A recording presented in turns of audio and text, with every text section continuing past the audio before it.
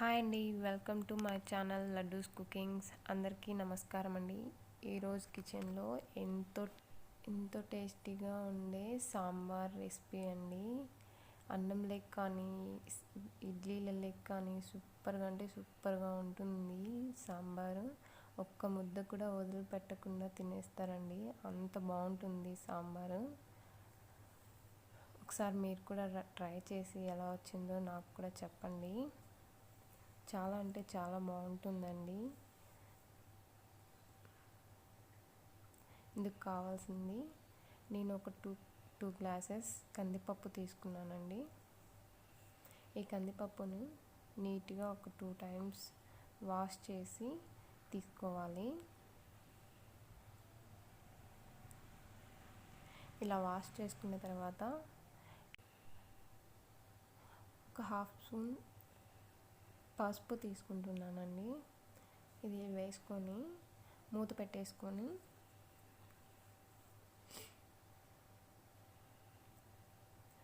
ఒక 3 నుంచి 4 విజిల్స్ వచ్చేంత వరకు పెట్టుకోవాలండి.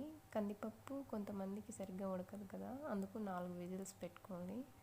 ఈలోపు కొంచెం వేడి వాటర్ తీసుకొని ఇందులోకి ఒక పెద్ద సైజు నిమ్మకాయ అంతా చింతపండు తీసుకొని నానబెట్టుకుంటున్నానండి. వేడి వాటర్ ఎందుకంటే చింతపండు త్వరగా నానిపోతుంది హాట్ వాటర్లో వేయడం వల్ల. మామూలుగా వేస్తే త్వరగా నానదు, హాట్ వాటర్లో వేస్తే చాలా అంటే చాలా త్వరగా ఒక 5 minutesలోనే నానిపోతుందండి. ఈలోపు మనం కూరగాయలన్నీ తీసుకొని ఇలా సన్నగా అన్నీ కట్ చేసి పెట్టుకోవాలండి. చూసారా, నేను మునక్కాయ, ముల్లంగి, క్యారెట్, వంకాయలు ఇలా అన్నీ కట్ చేసి పెట్టుకున్నానండి.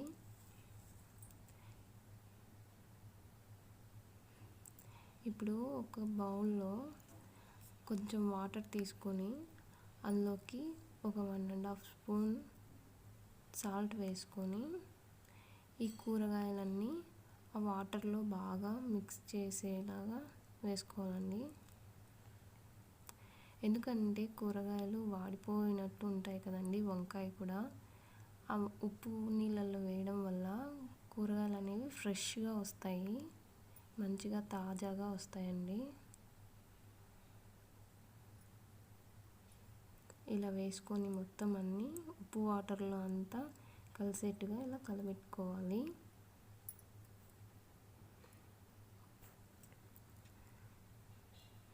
ఇప్పుడు కుక్కర్ మూత తీసేసుకొని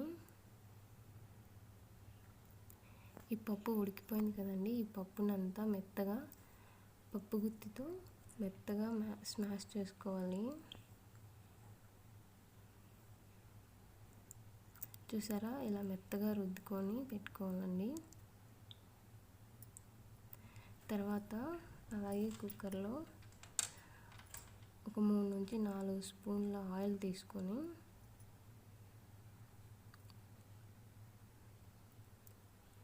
అందులోకి నేను 1 స్పూన్ ఆవాలు తీసుకున్నానండి. ఆవాలు, ఉద్దిపప్పు, జీలకర్ర, అలాగే సన్నగా తరిగి పెట్టుకున్న ఉల్లిపాయ ముక్కలు కూడా వేసుకున్న తర్వాత ఒక 2 రెమ్మల కరివేపాకు తీసుకున్నానండి. అలాగే ఒక 3 నుంచి 4 ఎండుమిర్చి తీసుకున్నాను. ఇవన్నీ వేసి మంచిగా కలబెట్టాలండి, ఆయిల్లో బాగా ఫ్రై అయ్యేంత వరకు.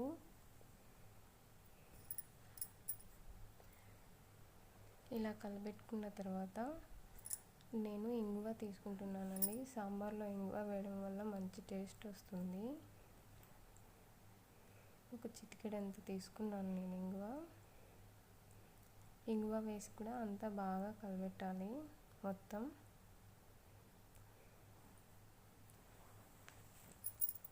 ఇలా బాగా అంతా వేగిన తర్వాత ఇప్పుడు ఇందులోకి సన్నగా తరిగి పెట్టుకున్న టమాటా ముక్కలు వేసుకోవాలి. టమాటా ముక్కలు కూడా మొత్తం అంతా బాగా ఆయిల్లో బాగా ఫ్రై అయ్యేలాగా వేయించుకోవాలండి. చూసారుగా, టమాటాలు వేగడానికి మంచిగా కొద్దిగా ఉప్పు వేసుకొని వేయించుకుంటే టమాటాలు మెత్తగా ఫ్రై అయిపోతాయండి.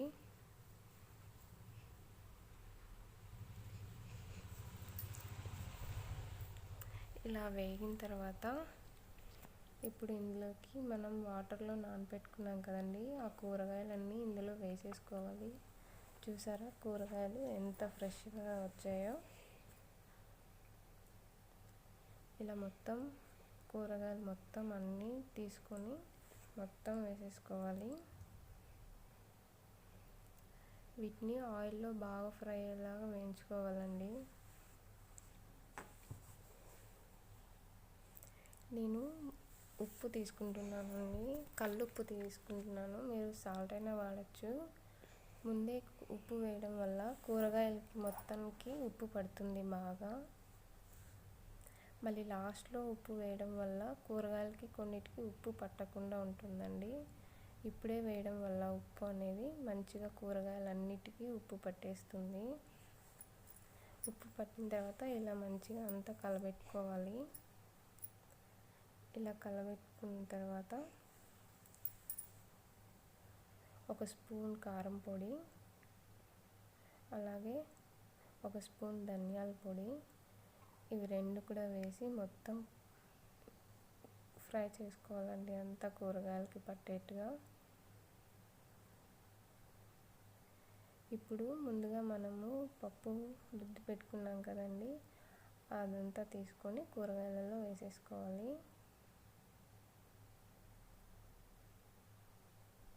ఇలా మొత్తం తీసుకొని కూరగాయలన్నిటికీ పప్పు కూడా పట్టేట్టుగా బాగా మంచిగా కలబెట్టుకోవాలండి. ఇలా కలబెట్టుకున్న తర్వాత చింతపండు నానబెట్టి పెట్టుకున్నాం కదండి, పులుపు మీ ఇష్టానికి తగ్గట్టు ఎంత తింటారో అలా చూసి పులుపు అనేది వేసుకోవాలి. నాకైతే ఈ పులుపు సరిపోతుందండి. ఇప్పుడు చింతపండు నీళ్ళు కూడా అంతా ఇందులో బాగా మిక్స్ అయ్యేలాగా కలిపి పెట్టుకోవాలి. ఇలా కలుపుకున్న తర్వాత ఉప్పు సరిపోయిందో లేదో కొద్దిగా చేతిలో వేసుకొని అలా చూస్తే మనకు తెలుస్తుంది కదండి తక్కువ ఎక్కువ అనేది. ఒకరోజు తక్కువ అయితే మళ్ళీ కొద్దిగా తీసుకొని వేసుకోవాలి.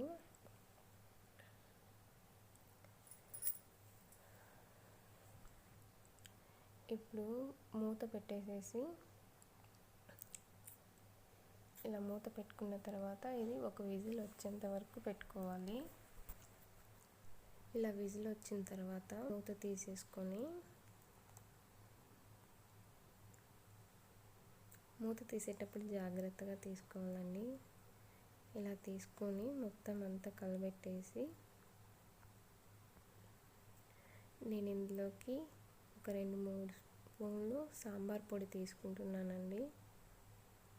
సాంబార్ పొడి వేసుకోవడం వల్ల మంచి టేస్ట్ వస్తుంది సాంబార్కి. సాంబార్ పొడి మొత్తం అంతా కలిసేట్టుగా మొత్తం అంతా కలిపెట్టుకోవాలి, మిక్స్ చేసేయాలి మొత్తం. ఈ సాంబార్ పొడి వేసిన తర్వాత ఒక 2-3 నిమిషాలు అలాగే ఉడకనివ్వాలండి సాంబార్ని. ఇలా ఉడకనిచ్చాక లాస్ట్లో కొద్దిగా తరిగిన కొత్తిమీర తీసుకొని ఇలా సాంబార్లో వేసేసుకోవాలండి.